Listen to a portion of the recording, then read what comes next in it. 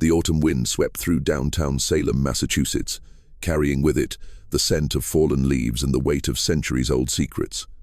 Dr. Sarah Mitchell adjusted her wire-rimmed glasses as she carefully examined the daguerreotype that had been brought to her photography restoration lab just 3 days ago. The photograph, dated 1892, showed a typical Victorian family portrait taken in front of what appeared to be the old Hartwell mansion on Chestnut Street. Sarah had been restoring antique photographs for over 15 years, but something about this particular image made her pause. The family in the foreground was clear enough: a stern-faced patriarch in his Sunday best, his wife in an elaborate bustle dress, and their 3 children arranged formally beside them. But it was what lurked in the shadows behind them that had kept Sarah awake for the past 2 nights. The photograph had been discovered in the estate sale of Elanina Hartwell, the last surviving member of the prominent Hartwell family that had once owned significant property throughout Essex County. Elanina had passed away at the age of 94, leaving behind a house filled with decades of accumulated memories and mysteries. Sarah's colleague, Dr. Marcus Chen, a forensic photography expert from Boston University, had driven up specifically to examine the photograph after Sarah had called him in a state of barely contained excitement. Marcus was known for his methodical approach and skeptical nature, qualities that had served him well in his work with law enforcement agencies across New England. "You're absolutely certain there's been no digital manipulation?" Marcus asked, adjusting the high-powered magnifying equipment they had positioned over the photograph. Sarah shook her head emphatically. "Marcus, this is a genuine daguerreotype from 1892. Digital manipulation didn't exist. The silver-plated copper, the mercury development process, everything checks out as authentic 19th century photography."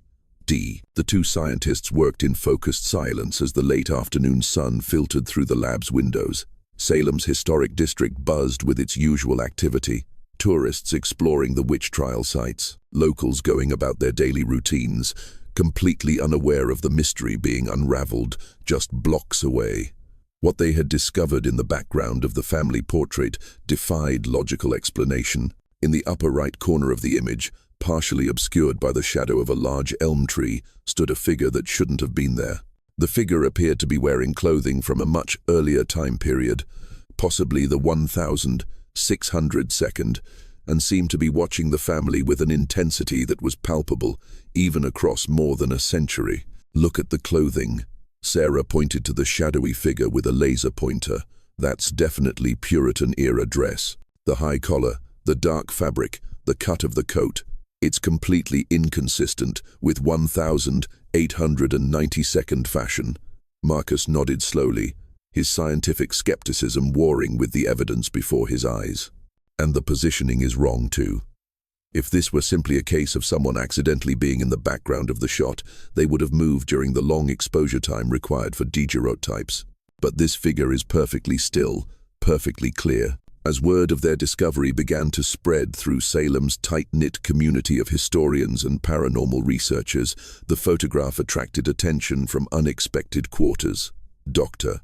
Elizabeth Wardwell, a genealogist specializing in Salem's colonial period, arrived at Sarah's lab on a crisp Thursday morning with a folder full of historical documents.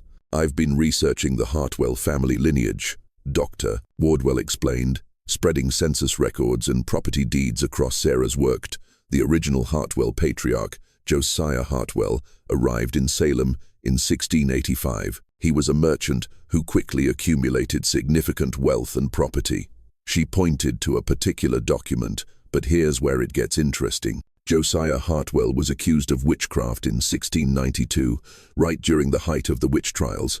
However, unlike many others, he was never brought to trial. Sarah looked up from the photograph. "Why not?"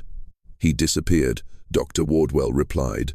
"Completely vanished one night in September 1692. His family claimed he had gone to Boston on business, but there are no records of him anywhere after that date. The accusations were quietly dropped, and the family managed to keep their property and social standing." Marcus studied the historical documents with growing fascination. "So, you're suggesting that this figure in the photograph might be connected to Josiah Hartwell?" "I'm not suggesting anything supernatural," Dr. Wardwell was quick to clarify. But I find it curious that this unexplained figure appears in a photograph taken at the Hartwell family home, exactly 200 years after Josiah's disappearance. Meanwhile, news of the mysterious photograph had reached James Sullivan, an investigative journalist for the Salem Gazette, who specialized in the city's historical mysteries. James had built his career on debunking paranormal claims, while simultaneously uncovering the very real human stories behind Salem's reputation for supernatural occurrences. James arrived at Sarah's lab with a different perspective. "I've been researching similar cases of unexplained figures in old photographs," he told the assembled group. "In most cases, there's a perfectly rational explanation, usually involving double exposure, chemical contamination of the photographic plates, or simple cases of mistaken identity." He pulled out his laptop and showed them several examples. "Look at this, Guerrero type from 1847. The family swore they saw a ghostly figure, but it turned out to be caused by improper storage of the photographic plate. And this one from 1856, what appeared to be a mysterious woman, was actually the photographer's assistant, who didn't move far enough out of frame before the exposure began." Sarah appreciated James's skepticism, but she remained convinced that their photograph was different. "James, I've examined this plate under every possible condition. The figure isn't a double exposure, and it's not chemical contamination. It's there, it's real, and it was there when the photograph was taken." As the days passed, the photograph attracted attention from increasingly diverse sources. Father Michael O'Connor, a Catholic priest with a background in theology and psychology, offered his perspective on what he termed psychic imprints, the idea that traumatic or emotionally significant events could somehow leave traces that might be captured by sensitive photographic materials.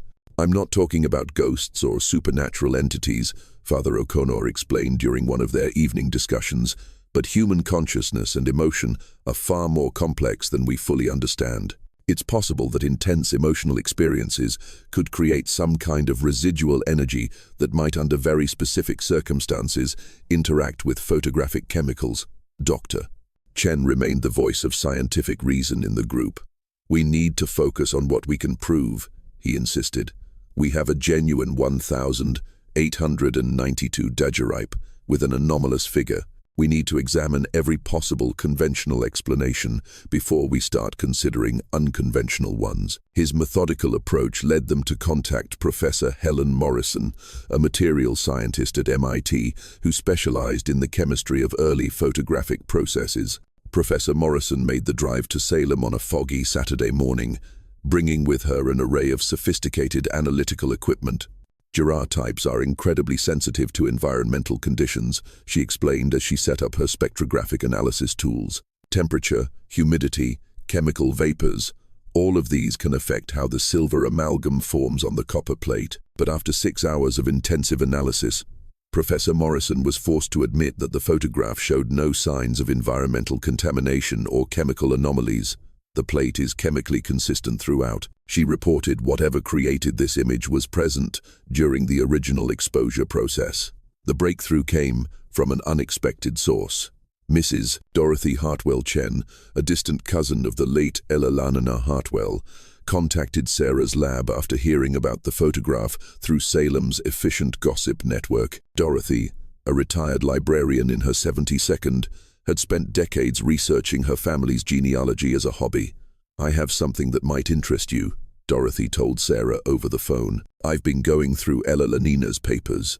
She left them to the family before the estate sale. I found a journal that belonged to my great-great-grandmother, Martha Hartwell.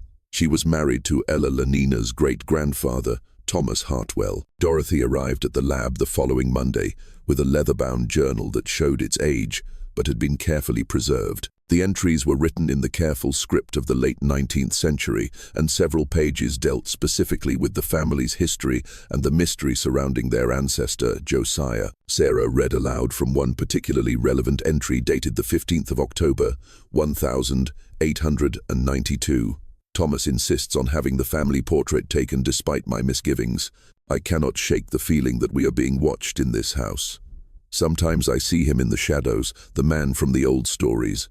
Thomas says it is merely my imagination, but I know what I have seen. The journal entry was dated just 3 weeks before the photograph had been taken, according to the photographer's stamp on the back of the daguerreotype. There's more, Dorothy said, turning to another page. Martha wrote about strange occurrences in the house throughout the 1892nd. Cold spots, shadows that moved independently of their sources, and always the feeling of being observed by someone who wasn't quite there. James Sullivan, despite his natural skepticism, found himself drawn into the mystery. I've been researching the original accusations against Josiah Hartwell, he reported to the group during one of their regular meetings at Sarah's lab. The charges were unusually specific. He was accused of consorting with dark spirits and practicing forbidden arts of observation. That's not typical language for the witch trial accusations. Dr. Wardwell had uncovered additional historical details. I found records indicating that Josiah Hartwell had imported unusual chemicals and equipment from Europe, materials that were supposedly for his merchant business, but the descriptions don't match typical trade goods of the period. What kind of materials? Sarah asked. Silver compounds, mercury, various acids, essentially the same chemicals used in early photographic processes, but this was nearly 2 centuries before photography was invented. The implications of Dr. Wardwell's discovery hung heavy in the autumn air. If Josiah Hartwell had been experimenting with light-sensitive chemicals in the 1682nd, decades before the official invention of photography, what had he been trying to accomplish? Father O'Connor offered a theological perspective. Throughout history, there have been individuals who seem to possess unusual sensitivity to, let's call them, temporal anomalies. People who could perceive events or presences that existed outside normal linear time. Marcus remained focused on the scientific aspects. We're dealing with a phenomenon that exists at the intersection of chemistry, optics, and possibly quantum mechanics. If consciousness can somehow imprint itself on matter, and I'm not saying it can, but if it could, then photographic materials might be sensitive enough to capture those imprints under very specific conditions. As October progressed and Salem prepared for its annual Halloween festivities, the photograph continued to reveal its secrets. Sarah had begun using advanced digital enhancement techniques to examine every detail of the mysterious figure. What she discovered sent chills through the entire research team. Look at this. She called the others over to her computer screen. I've enhanced the contrast in the background area. You can see the figure's face now. The face that emerged from the shadows was gaunt and intense, with deep-set eyes that seemed to stare directly at the camera, and by extension, directly at anyone viewing the photograph. But it was the expression that was most unsettling, a look of profound longing mixed with something that could only be described as recognition. He's looking at us, Dorothy whispered. Across all these years, he's looking directly at us. James Sullivan had been investigating the historical context of Josiah's disappearance. I found something interesting in the court records, he announced during their next meeting. The witness testimony against Josiah Hartwell mentioned that he claimed to have found a way to capture the essence of time itself. The witnesses thought he was talking about some kind of magic, but what if he had actually discovered something related to photography? Professor Morrison returned to Salem with additional equipment, intrigued by the possibility that they were dealing with some kind of proto-photographic process. If someone in the 1682nd had accidentally discovered light-sensitive chemical reactions, they might have created images without understanding the scientific principles involved. Her analysis of the daguerreotype revealed microscopic details that had previously been invisible. There are chemical traces in the background area that are different from the rest of the plate, she reported.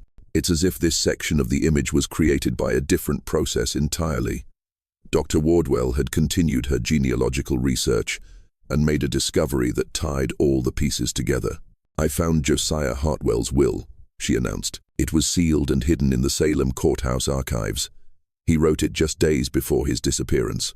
The will contained a passage that made everyone in the room fall silent. I have discovered that light itself carries memory, and that certain preparations of silver and mercury can capture not only the present moment, but also the echoes of moments past and future. I fear that my experiments have opened a door that should have remained closed. If anything should happen to me, let my descendants know that I will find a way to watch over them, even beyond the bounds of mortal time. As Halloween night approached, the research team found themselves facing an unprecedented situation. They had documented evidence of what appeared to be a genuine temporal anomaly, a figure from the 17th century, somehow captured in a 19th century photograph. But more disturbing was the growing realization that the phenomenon might be ongoing. Sarah had noticed that the figure in the photograph seemed to be changing subtly from day to day. The positioning was slightly different, the expression more intense, as if the image was somehow alive and aware of being observed. "I know how this sounds," she told the others, "but I think he's trying to communicate with us." Father O'Connor had been conducting his own research into the spiritual implications of their discovery. In theological terms, we might be dealing with what's called a temporal intersection, a point where past and present somehow overlap. If Josiah Hartwell was indeed experimenting with forces beyond his understanding, he might have created a permanent link between his time and ours. The situation reached its climax on Halloween night, as Salem's streets filled with costumed revelers, and the autumn wind carried the scent of woodsome smoke and fallen leaves. The research team had gathered in Sarah's lab for what they hoped would be their final examination of the photograph. As midnight approached, something extraordinary happened. The daguerreotype began to exhibit properties that defied all scientific explanation. The image seemed to shimmer and move. And for just a moment, the figure in the background stepped forward, becoming clearer and more defined than ever before. In that brief instant, each member of the team felt a profound connection to the past, a sense of recognition that transcended time itself. They understood without words or explanation that Josiah Hartwell had indeed found a way to transcend the boundaries of linear time, but at a cost that had trapped him in a liminal space between past and present. The phenomenon lasted only seconds, but its impact was permanent. The photograph, when examined the next morning, showed the background figure had changed position once again. This time he appeared to be walking away as if satisfied that his message had finally been received and understood. Dr. Wardwell's final research revealed that the Hartwell family had experienced unexplained phenomena for generations, always centered around moments of significant family events, always involving the feeling of being watched and protected by an unseen presence. He kept his promise. Dorothy realized he found a way to watch over his descendants, just like he said in his will. James Sullivan wrote the definitive account of their investigation for the Salem Gazette, carefully documenting the scientific evidence while acknowledging the aspects of the case that remained beyond conventional explanation. His article became the foundation for academic papers on temporal anomalies in photographic media. Professor Morrison continued her research into the intersection of consciousness and photographic chemistry, eventually establishing a new field of study that examined similar cases around the world. Her work suggested that under very specific conditions, human consciousness might indeed be able to interact with matter in ways that current science was only beginning to understand. Sarah kept the daguerreotype in her lab, but noticed that it no longer exhibited the strange properties that had first drawn their attention. The figure in the background remained visible, but static, as if Josiah Hartwell had finally found the piece that had eluded him for over 3 centuries. The case of the 1892 photograph became a landmark in the study of unexplained phenomena, not because it proved the existence of the supernatural, but because it demonstrated that the boundaries between past and present, between consciousness and matter, might be far more permeable than anyone had previously imagined. On quiet autumn evenings, when the wind blows through Salem's historic streets and the shadows grow long, residents sometimes report feeling watched by benevolent eyes. The Hartwell mansion still stands on Chestnut Street, now converted into apartments, but tenants consistently report a feeling of safety and protection that seems to emanate from the building itself. The photograph remains in Dr. Sarah Mitchell's laboratory, a testament to the enduring power of human connection across the barriers of time. And sometimes late at night, when the lab is empty and the equipment hums quietly in the darkness, staff members report seeing a figure reflected in the glass cases. Not threatening or frightening, but simply present, watching over the mysteries that connect past and present in ways that science is only beginning to understand. The story of the old photograph from 1892, serves as a reminder that reality is far more complex and mysterious than our daily experience suggests, and that love, loss, and the human desire to protect those we care about can transcend even the most fundamental boundaries of existence. If you enjoyed this chilling tale from the past, make sure to subscribe to our channel so you don't miss any of our upcoming macabre stories.